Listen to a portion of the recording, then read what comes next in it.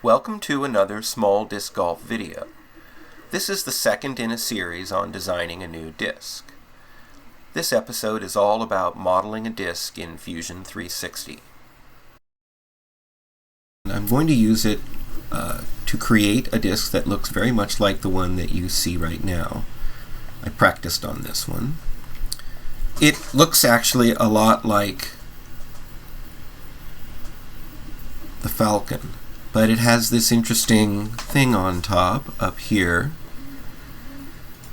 that is going to add friction. In particular, this leading edge here is going to add friction as it flies, and that is going to interfere, I think, with lift on the top, so that even though it has more lift on the bottom than the top, it's going to have even less lift on the top.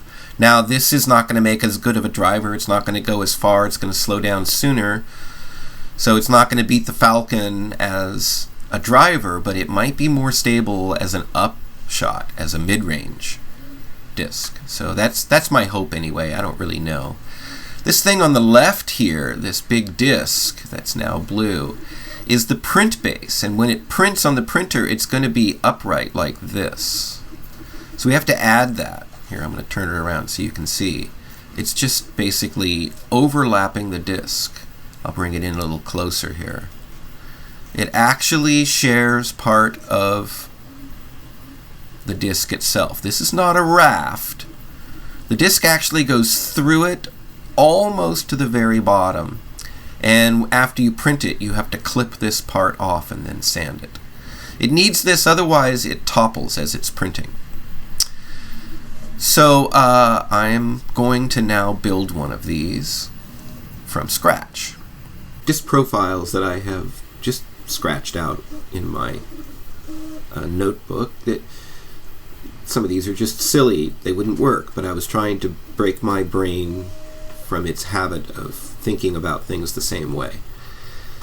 One of the things that I love about indoor disc golf discs is that you can design your own and print them, see how they fly, modify them.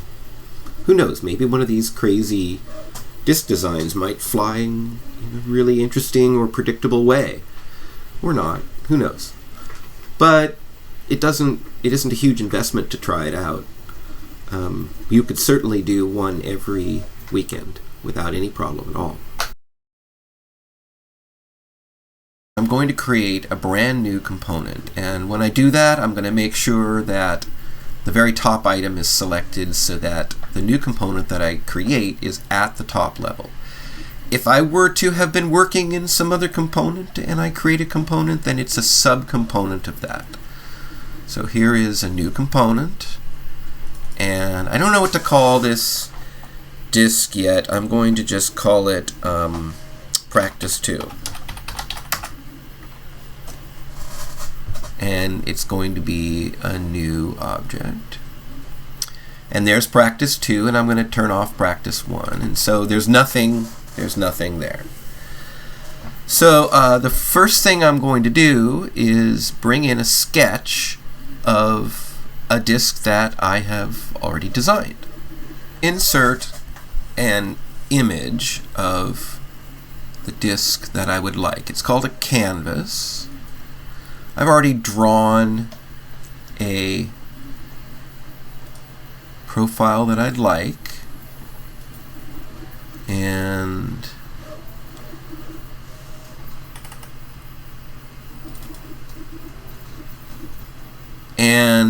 it wants me to select a face. It doesn't really matter what. We can always rotate it after we're done.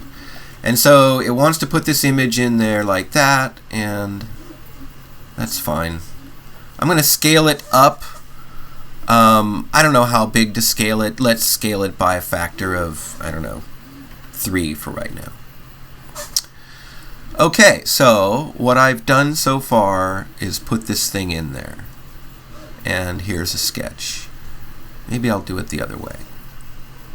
There we go.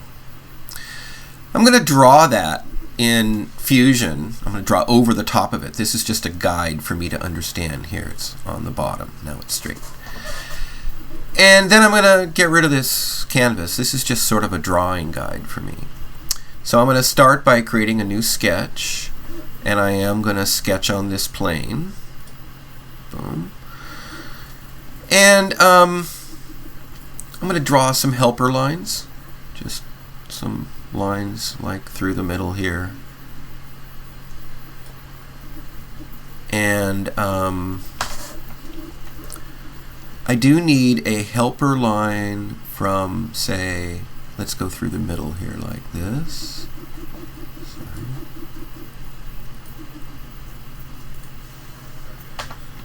And these helper lines are construction lines.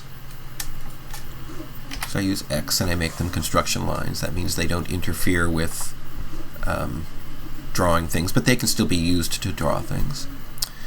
So I need to know what diameter I'm going to make this. I think I want my disc to be about, it's going to be an upshot. It doesn't have to be super big. I would say I'd like it to be about 76 or 78 millimeters in diameter. So I'm going to give myself a guide here. And you can see that it's typable in there. If it's going to be 76, it's going to be 38. So let's give ourselves a 38. And there's a 38. I'm going to draw half of this disc, and then we're going to revolve it. And again, this is going to be a construction line. So I know that's how big it needs to be. So now I'm going to move this drawing here. The easier way to do that is to do it with canvases. Uber Stable is the name of that canvas. And so I'm going to select it like this and edit the canvas. Let's just get this out of the way for a moment. And now I can actually move this thing around, and you can sort of see, I don't really care about these numbers too much. The right edge is lined up with my 38. So if I were to draw something that comes out that far, then it would be about the right diameter. So in my vision of this disc, the top is flat, and this is a flat edge here, and this part is curved. So I'm going to draw that. I'm going to start about here, and I'm going to come over to about there, and then I'm going to draw to there, and then I'm going to end that line. And then I'm going to take a spline, and I'm going to connect from there. I'm going to give it a halfway point. I'm going to give it a point on the end, and I'm going to give it a point down here, and then I'm going to end that. Let me move in a little closer so you can see what's going on. Again, let's click on the bottom there. That'll straighten things out. Bottom. And I'm done with that. So now you can see the line isn't quite lined up, and this is where you get to play. The first thing I would do is I would make that flat like that, and I would maybe raise that a little bit. And this point I'd bring it in a little bit, and maybe I'd bring this point over a little bit. And now I have drawn roughly what that curve is. And now I'm going to modify it and add an offset.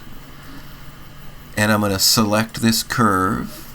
It wants to give me a 1 millimeter offset. I would like a 1.25. This choice here has more to do with what you want the final mass or the final weight of the disc to be.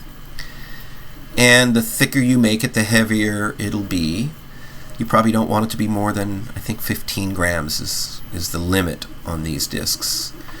But if you were to make it 1 millimeter, it would be a light disc. For example, the Falcon is 1 millimeter thick, so it's a light driver for sure. That makes it a really good indoor driver. The Longsword is like, I think, 14 grams. And it's, not quite twice as heavy as the Falcon. So it's a little dicey to use that indoors, and also it's not even an overstable driver. It's slightly understable anyway. So, okay, here this is good, and so now I am going to take a line across here. You have to close the surface. I'm going to also do that from here to there. And now it's closed. It is possible to add measurements to all of these things, and you're welcome to do that. Good mechanical design with Fusion 360 would require that. But I'm actually going to use a feature of Fusion 360 called Fix and Unfix. Oops, cancel, sorry.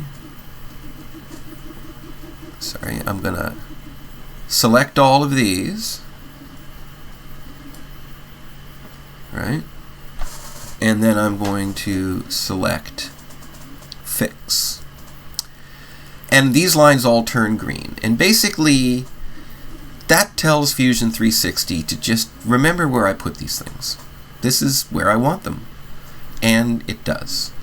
Which is much more convenient than planning out the actual lengths of these things, which doesn't really matter anyway. So, now we can finish this sketch. And now we can do something called a revolve. And to do a revolve, you select what you would like to revolve. And then you select an axis, like this. And then you tell it how much. And this is really important. You could say partial and give it 360 degrees, and it doesn't work. It leaves a hole in the model sometimes. So instead, you have to tell it that it's a full revolution and that you want a new body, and you click OK, and lo and behold, we have this disc with the canvas behind it.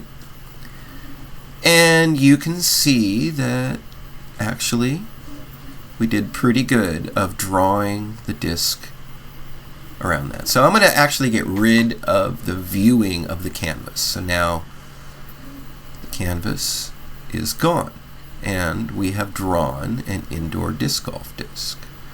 And the next step will be to put a print base on it.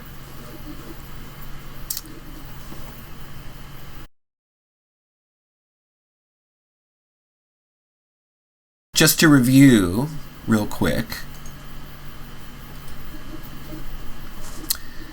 it's 38 millimeters from the center line out to this edge, which probably is the edge, but it might be off by a little bit, and that's okay.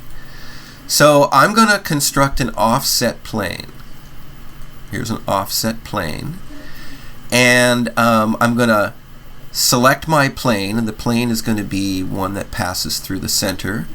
And the distance is going to be 38 millimeters.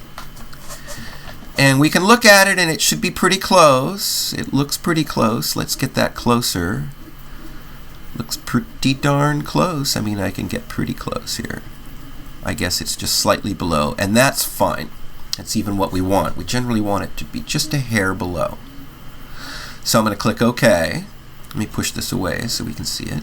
And now I'm going to create a new sketch, and the sketch plane is going to be that bottom plane that I just defined.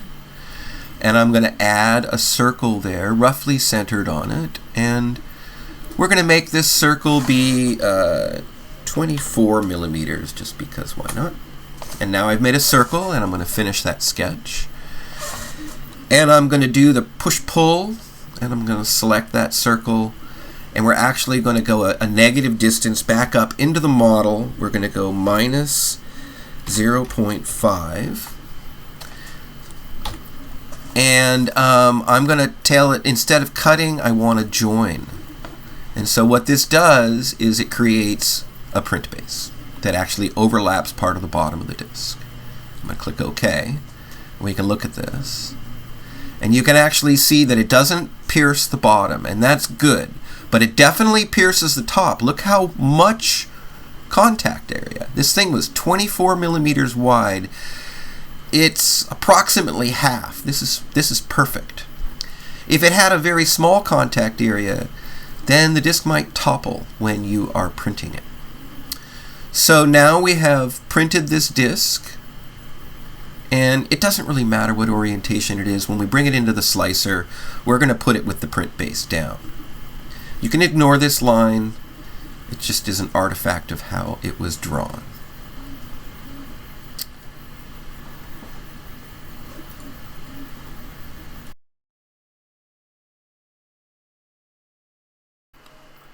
You don't have to use Fusion 360 to model flying discs. You can use any 3D modeling software. Tinkercad, free CAD software, expensive CAD software. The process will be the same. You'll draw a profile, you'll close it, you'll thicken it, you'll revolve it, you'll add a print base, and then you'll export it. Thanks for watching this smalldiscgolf.org video.